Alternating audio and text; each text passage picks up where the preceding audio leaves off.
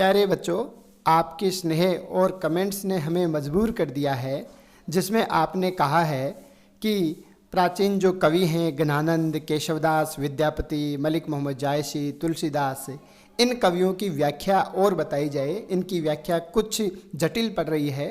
तो बच्चों, आज हम तुलसीदास वाले पाठ की व्याख्या करने जा रहे हैं और साथ ही हम आपको विश्वास दिलाते हैं कि जो अन्य पाठ बचे हैं, जो जटिलता लिए हुए हैं कुछ, हालांकि आपके शिक्षकों के माध्यम से आप उनकी जटिलताएं दूर कर सकते हैं, फिर भी हम प्रयास करेंगे कि आपको किसी प्रकार की व्याख्या समझने में असुविधा नहीं हो और बहुत बेहतरीन ढंग से आप व्याख्या समझ पाएं। तो जो पाठ हैं गणानंद, केशवदास, विद्यापति इत्यादि की व्याख्या भी हम आपको करके बताएंगे। बच्चों, आज हम देखते हैं तुलसीदास वाले पाठ की व्याख्या, हिंदी साहित्य कक्षा 12। बच्चों, तुलसीदास वाले पाठ का कवि परिचय और आप जो पाठ परिचय हैं बच्चों, आप अपने स्तर पर देख लेंगे। हम सीधा व्याख्या पर आते हैं कि व्याख्या कैसे की जाती है, इसका संदर्भ, प्रसंग, व्याख्या और विशेष किस प्रकार से आपको बोर्ड एग्जाम में करना है, किस प्रकार से आपको बोर्ड एग्जाम में करने के लिए तैयार करना है पहले से ही, ताकि आप बहुत अच्छे अंक प्राप्त कर सकें। तो चलो बच्चों, सबसे पहले हम तुलसीदास वाले पाठ की व्याख्या करते हैं, जिसमें जो पहला दिया हुआ है अंश वह है भरत राम का प्रेम। बच्चों, इस पद्यांश का हम संदर्भ, प्रसंग, व्याख्या और विशेष सभी देखेंगे। तो सबसे पहले संदर्भ देखते हैं। बच्चों, हम आपको कहना चाहेंगे कि आपका संदर्भ, प्रसंग, विशेष, व्याख्या यह इतना अट्रैक्टिव होना चाहिए, इतना आकर्षक होना चाहिए बच्चों, कि जो भी आपकी बोर्ड की कॉपी चेक करे एग्जामिनर, उसको देखते ही ये पता लगे कि बच्चे में बहुत टैलेंट है और बहुत शानदार लिखा है। तो इसकी कला ही हमने हमारे चैनल पर बताई है एक वीडियो के माध्यम से। पुनः इस वीडियो में भी संदर्भ, प्रसंग लिखने की विशेष कला के बारे में हम आपको अवगत कराएंगे बच्चों। तो आप देख पा रहे हैं संदर्भ हमने लिखा है बच्चों कि प्रस्तुत पद्यांश हमारी पाठ्य पुस्तक अंतरा भाग 2। बच्चों, यह कक्षा 12 हिंदी साहित्य की बुक है। अंतरा भाग 2 में संकलित बहुमुखी प्रतिभा के धनी कवि तुलसीदास द्वारा रचित रामचरितमानस नामक महाकाव्य के अयोध्या कांड से उद्धृत है। बच्चों, ये इसका प्रसंग है। इसमें साथ ही कहा है कि इस अंश को हमारी पाठ्य पुस्तक में भरत राम का प्रेम, इस शीर्षक से है ये आपके यहाँ पुस्तक में, भरत राम का प्रेम शीर्षक से संकलित किया गया है। बच्चों, यह तो इसका हुआ संदर्भ। अब बात करें बच्चों प्रसंग की, तो घटना है एक चित्रकूट में आयोजित सभा में, जब मुनि वशिष्ठ भरत से अपने मन की बात कहने के लिए कहते हैं, तब भरत की क्या दशा होती है और वे राम के स्वभाव के बारे में क्या कहते हैं, इसी का चित्रण, इसी का वर्णन करते हुए तुलसीदास ने भरत और राम के प्रेम का उल्लेख इन पंक्तियों में किया है। बच्चों, ऐसा आप प्रसंग लिखेंगे, ऐसा आप संदर्भ लिखेंगे, तो एक भी नंबर आपका कहीं भी नहीं कटेगा। अब बात करें बच्चों इसकी व्याख्या की। इसकी व्याख्या की प्रारंभिक पंक्तियों में बच्चों हमने कहा है, अर्थात आप व्याख्या करो तो उसकी शुरुआत बहुत अच्छे शब्दों से और बहुत प्रभावशाली ढंग से होनी चाहिए। हमने यही तरीका यहाँ बताया है बच्चों। हमने कहा है कि भक्ति काल की राम भक्ति शाखा के प्रतिनिधि कवि तुलसीदास कहते हैं कि मुनि वशिष्ठ का आदेश पाकर भरत। अब देखो बच्चों, व्याख्या में क्या कहा गया है, वहां चलते हैं और इसकी व्याख्या देखते हैं। बच्चों, यहाँ है कि पुल की शरीर सभा भये ठाडे, नीरज नयन नहे जलबाडे। पहली पंक्ति है बच्चों कि पुल की शरीर सभा भये ठाडे, नीरज नयन नहे जलबाडे।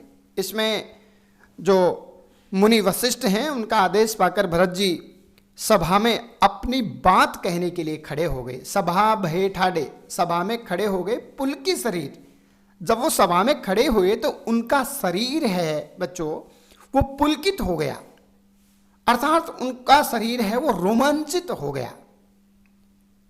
यहां तुलसीदास जी कहते हैं कि पुलकित शरीर, अपने रोमांचित शरीर के साथ जो भरत हैं वो सभा में खड़े हो गए।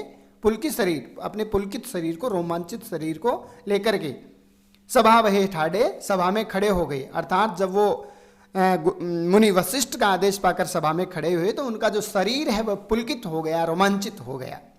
नीरज नयन नेहे जलबाडे, और बच्चों उनके जो कमल रूपी नेत्र हैं उनसे प्रेमाश्रु बहने लगे, अर्थात अश्रुओं की जो एक तरह से जलबाडे अश्रु धारा प्रवाहित तो होने लगी।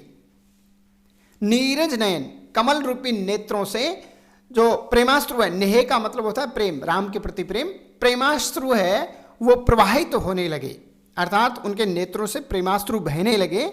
आगे कहते हैं कहब मोर मुनिनाथ निभाहा, भरत जी कहने लगे कि मुझे जो कुछ कहना था वह तो हे मुनिवर आपने पहले ही कह दिया। कहब मोर, मुनि वशिष्ठ से कहते हैं कि हे मुनि कहब मोर, जो कुछ मुझे कहना था वह तो मुनिवर आपने पहले ही कह दिया है। एही ते अधिक कहो में कहा, अब इससे अधिक भला मैं और क्या कह सकता हूं। एही ते, इससे अधिक कहो में कहा, मैं क्या कह सकता हूं। भरत कह रहा है कि अब इससे अधिक भला मैं क्या कह सकता हूं। आगे बच्चों तीसरी पंक्ति में बताया है मैं जानऊ निज नाथ स्वभाव। भरत जी कह रहे हैं कि मैं अपने स्वामी का स्वभाव जानता हूं। मैं जानो निज नाथ स्वभाव, अपने स्वामी का, अपने स्वामी, अपना स्वामी मतलब राम के बारे में भरत कह रहे हैं कि मैं अपने स्वामी के स्वभाव को अच्छी तरह से जानता हूं। अपराधी हूं पर कोहू न काऊ, अपराधी हूं पर कोहू न काऊ, कहने का तात्पर्य यह है बच्चों कि वे इतने दयालु हैं कि अपराधी पर भी क्रोध नहीं करते। अपराधी पर कोहू न काऊ, कोहू का अर्थ है क्रोध। यहां भरत जी कह रहे हैं कि मैं उनके स्वभाव को अच्छी तरह से जानता हूं कि वे इतने दयालु हैं कि अपराधी पर भी क्रोध नहीं करते, अपराधी पर भी क्रोध नहीं करते हैं।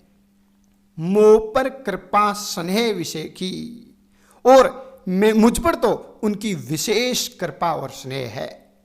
कह रहे हैं कि मोह पर, मुझ पर तो कृपा स्नेह विषय की विशेष कृपा और स्नेह रहा है। भरत जी कहते हैं कि वे इतने दयालु हैं कि अपराधी पर भी क्रोध प्रकट नहीं करते, और मेरे ऊपर तो उनकी विशेष कृपा और स्नेह रहा है। खेलत खुन्निस न कबहू देखी, भरत जी कह रहे हैं कि बचपन में खेल खेलते समय भी मैंने कभी उनकी अप्रसन्नता नहीं देखी। खुनिश का अर्थ होता है अप्रसन्नता, क्रोध, कि मैंने खेल में भी, बचपन से जो खेल रहे हैं हम उनके साथ, कि खेल में भी खुनिश न कबू देखी, खेल में भी क्रोध प्रकट करते हुए हमने उन्हें कभी नहीं देखा है। राम के स्वभाव के बारे में भरत जी बता रहे हैं।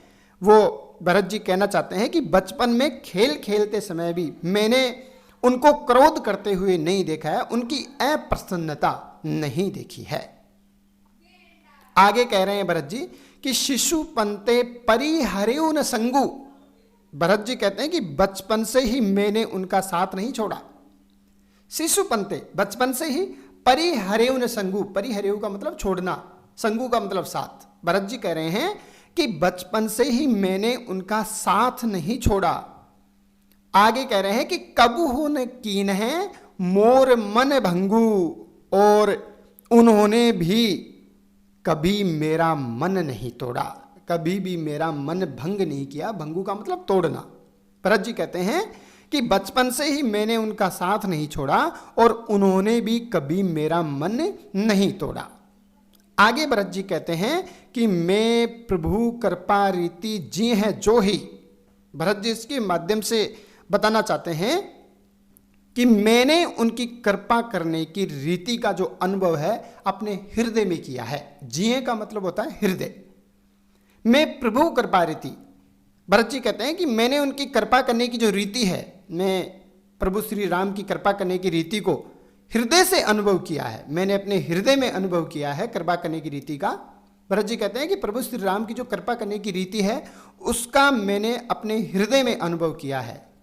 हारे हु खेल जितावही मोही। भरत जी कहना चाहते हैं इन पंक्तियों के माध्यम से कि जब मैं खेल में हार जाता था तब भी वे मुझे ही जिता देते थे। हारे हु खेल जितावही मोही, हारे हुए खेल को भी वो मुझे जिता देते थे। अर्थात जब भरत जी खेल में हार जाते थे तब भी प्रभु श्री राम हैं उन्हें खेल में जिता देते थे।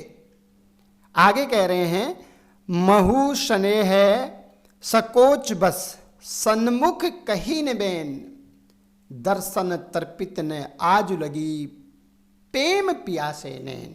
कितनी अच्छी बात कह रहे हैं यहाँ भरत जी कह रहे हैं इन पंक्तियों के माध्यम से कि मैंने भी उनको उतना ही सम्मान दिया है, अर्थात उनके सामने मुंह तक नहीं खोला, अर्थात सम्मानवश मैंने कभी उनके सामने बोलने तक का साहस नहीं किया। महु स्नेह सकोच बस सन्मुख कहीं निवेन, उनके सामने कभी भी मैंने अपनी बात अपनी वाणी प्रकट नहीं की, अर्थात मैंने भी उनका उतना ही सम्मान किया है, मैंने भी उनका इतना ही उनको आदर दिया है और संकोचवश मैंने कभी भी उनके सामने बोलने का साहस नहीं किया है, अर्थात उनके सामने मैंने मुंह तक नहीं खोला है, उनका इतना सम्मान किया है। आगे कहना चाहते हैं कि दर्शन तर्पित न आज लगी प्रेम पियासे नैन, प्रभु श्री राम के दर्शन करने की जो लालसा है मेरे नेत्रों को सदा ही रहती है। दर्शन तर्पित न आज लगी, जो प्रेम प्यासे नैन, जो मेरे प्रेम के प्यासे जो नेत्र हैं प्रभु श्री राम के दर्शनों से तृप्त नहीं हुए हैं, आज भी उनके दर्शन करने की जो आरजू है, दर्शन करने के लिए प्रभु श्री राम के दर्शन करने के लिए जो मेरे जो नेत्र हैं वो लालायित रहते हैं, तृप्त नहीं हुए हैं, आज भी लालसा बनी हुई है प्रभु श्री राम के दर्शन करने के लिए। बच्चों इन दो पंक्तियों में भरत जी कहना चाहते हैं कि महु स्नेह सकोच बस सन्मुख कहीं निवेन, कि मैंने भी उनका इतना ही सम्मान किया है, उनको इतना ही स्नेह दिया है कि संकोचवश मतलब संकोचवश अर्थात मेरे मन की बात उनके सामने कभी भी प्रकट नहीं की है। मैंने उनका इतना सम्मान किया है कि मैंने उनके सामने मुंह तक नहीं खोला है, अर्थात उनके सामने बोलने तक का साहस नहीं किया है। दर्शन तर्पित न आजू लगी प्रेम प्यासे नैन, मेरे जो प्रेम प्यासे नेत्र हैं उनको आज भी प्रभु श्री राम के दर्शन की लालसा बनी रहती है, वो आज भी प्रभु श्री राम के दर्शन करने के लिए लालायित रहते हैं, आज भी मेरे नेत्र प्रभु श्री राम के दर्शनों से तृप्त नहीं हुए हैं, अर्थात लालसा बरकरार है। इस पद्यांश की व्याख्या बच्चों आपने देखी है। अगर इस पद्यांश के विशेष की बात करें तो बच्चों इस पद्यांश का जो विशेष है वह इस प्रकार रहेगा। पहला बिंदु इस प्रकार रहेगा बच्चों कि भरत राम के प्रेम का आदर्श रूप हमें इस प्रसंग में दिखाई पड़ता है। तो राम और जो भरत का प्रेम है उसका आदर्श रूप आइडल रूप है यहाँ हमें दिखाई पड़ता है। भ्रातृ प्रेम प्रेरणास्पद है। दूसरे बिंदु की बात करें, कवि की भाषा तत्सम शब्दावली युक्त, साहित्यिक लाक्षणिकता से युक्त, बोधगम्य एवं अंतर मन को छू लेने वाली है। बच्चों आपका संदर्भ प्रसंग और विशेष बहुत प्रभावशाली होगा, उतने ही अच्छे नंबर आपको मिलेंगे। नंबर काटने की जो गुंजाइश है वह बिल्कुल खत्म हो जाएगी। आगे अपन बात करें, अवधी भाषा, माधुर्य गुण और चौपाई दोहा छंद का प्रयोग हुआ है। कवि अपने मंतव्य को प्रकट करने में सफल रहे हैं। कवि के शिल्प विधान में सहजता विद्यमान है।